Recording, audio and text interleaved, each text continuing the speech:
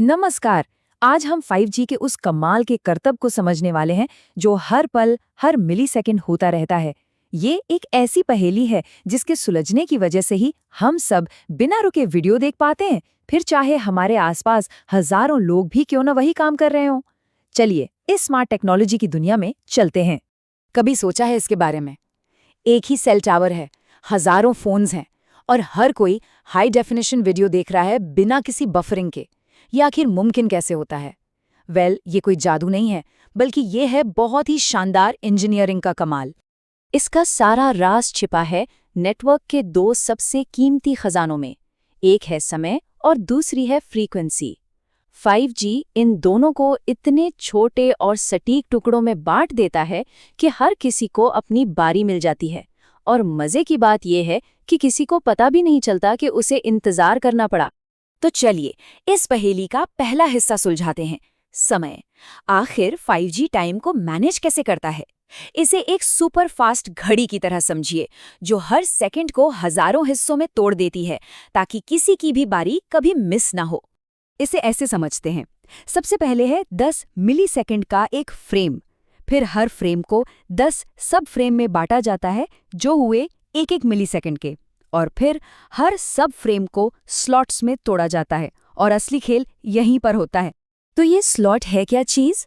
ये सिर्फ समय का एक टुकड़ा नहीं है, ये वो लम्हा है, वो मौका है जब नेटवर्क ये फैसला लेता है कि ठीक है, अगले कुछ माइक्रो सेकेंड्स में किस यूजर को डेटा भेजना है। और हर स्लॉट में, चाहे वो कितना भी छोटा क्यों ना हो, डेटा के 14 छोटे छोटे पैकेट भेजने की जगह होती है। अब यहाँ एक बड़ी दिलचस्प बात है, स्लॉट की लंबाई हमेशा एक जैसी नहीं होती। कम फ्रीक्वेंसी पर एक स्लॉट 1 मिलीसेकंड का होता है, लेकिन जैसे ही हम हाई फ्रीक्वेंसी पर जाते हैं, जहां तरंगें छोटी और तेज होती हैं, स्लॉट की लंबाई भी घटकर आधी, यानी सिर्फ 0.5 मिलीसेकंड रह जाती है। इसका मतलब साफ है, नेटवर्क अब 2 गुना तेजी से फैसले ले सकता है। और ये और भी तेज होता जाता है। मिलीमीटर वेव जैसी बहुत हाई फ्रीक्वेंसी पर फैसले हर 0.125 मिलीसेकंड में लिए जाते हैं। सोचिए जरा, हमारी पलक झपकने में भी इससे कहीं ज्यादा वक्त लगता है। मतलब नेटवर्क लगातार बिजली की रफ्तार से फैसले लिए जा रहा है। तो ये तो हुई समय की बात कि 5G उसे कैसे छोटे छोटे टुकड़ों में काटता है, लेकिन ये तो कहानी का सिर्फ आधा हिस्सा है। अब चलते हैं पहेली के दूसरे उतने ही जरूरी हिस्से पर, फ्रीक्वेंसी। नेटवर्क समय के साथ साथ फ्रीक्वेंसी को कैसे मैनेज करता है? यहाँ एंट्री होती है फिजिकल रिसोर्स ब्लॉक की, जिसे हम शॉर्ट में PRB कह सकते हैं। इसे ऐसे समझिए कि ये डेटा हाईवे पर एक लेन की तरह है। ये फ्रीक्वेंसी का वो सबसे छोटा हिस्सा है जो नेटवर्क किसी एक यूजर को एक बार में दे सकता है। तो एक आम 100 मेगाहर्ट्ज वाले 5G चैनल में ऐसी कितनी लेन्स या PRBs होती हैं? इसका जवाब है 275। जरा सोचिए, एक ही समय पर डेटा भेजने के लिए 275 अलग-अलग रास्ते खुले हैं। और जब हम समय के टुकड़ों यानी स्लॉट्स और फ्रीक्वेंसी की लेंस यानी PRBs को एक साथ मिला देते हैं, तो हमें मिलती है ये रिसोर्स ग्रिड। इसे एक बहुत बड़ी एक्सेल शीट की तरह समझिए, जिसके हर खाने में डेटा भरा जा सकता है। नेटवर्क का काम है हर मिलीसेकंड के अंदर इस पूरी ग्रिड को भरना। तो इस पूरे सिस्टम का दिमाग कौन है? वो है बेस स्टेशन के अंदर बैठा शेड्यूलर। और हर एक स्लॉट में, हर एक मिलीसेकंड के छोटे से हिस्से में इसे एक बहुत मुश्किल फैसला लेना पड़ता है। शेड्यूलर को रिसोर्स ग्रिड के हर छोटे से खाने के लिए ये तय करना होता है कि ये किसे मिलेगा, यूजर A को, B को या C को। और ये फैसला उसे बार बार लगातार बिजली की रफ्तार से करना पड़ता है। और यहीं पर असली दुविधा शुरू होती है। शेड्यूलर को क्या करना चाहिए? क्या उसे हमेशा उसी यूजर को चुनना चाहिए जिसका सिग्नल सबसे मजबूत है, या फिर उसे हर किसी को बराबर बराबर मौका देना चाहिए, या फिर कोई तीसरा ज्यादा स्मार्ट रास्ता भी है?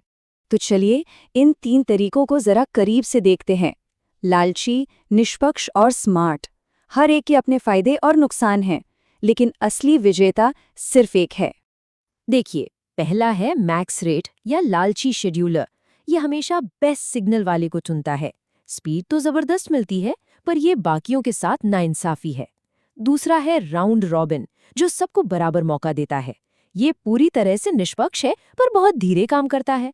लेकिन तीसरा प्रोपोर्शनल फेयर या स्मार्ट शेड्यूलर इन दोनों के बीच एक कमाल का बैलेंस बनाता है। तो ये प्रोपोर्शनल फेयर इतना स्मार्ट है कैसे? इसकी सोच थोड़ी सी अलग है। ये सिर्फ उस पल में सबसे अच्छी कंडीशन वाले को नहीं देखता। इसका स्मार्ट सवाल ये है, ये हर यूजर के अभी के सिग्नल की तुलना उसके खुद के पिछले औसत सिग्नल से करता है, और ये उस यूजर को चुनता है जिसका सिग्नल उस पल अपने नॉर्मल से बेहतर है, भले ही वो उस वक्त का सबसे मजबूत सिग्नल ना हो। ये एक जीनियस आइडिया है। और इस स्मार्ट तरीके का नतीजा शानदार होता है। कमजोर सिग्नल वालों को भी अपनी बारी मिल जाती है। जो यूजर्स देर से इंतजार कर रहे हैं उन्हें प्राथमिकता मिलती है, और नेटवर्क फिर भी अच्छे सिग्नल का फायदा उठाकर तेजी से डेटा भेजता है। यही वजह है कि आज के दौर में लगभग हर मॉडर्न नेटवर्क इसी तकनीक का इस्तेमाल करता है।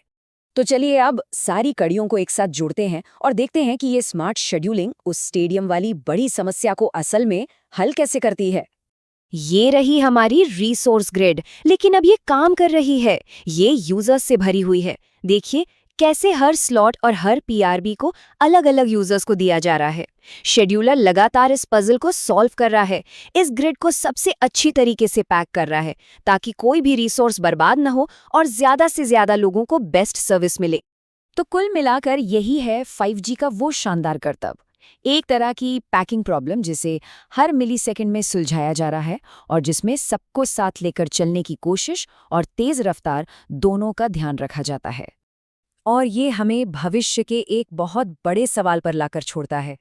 जब अरबों और डिवाइस, हमारी कारें, घर के सेंसर्स, सब कुछ नेटवर्क से जुड़ जाएंगे, तब निष्पक्ष होने का मतलब क्या होगा? क्या हर डिवाइस बराबर है? ये एक ऐसा सवाल है जिसे अगली पीढ़ी के इंजीनियर्स को सुलझाना होगा।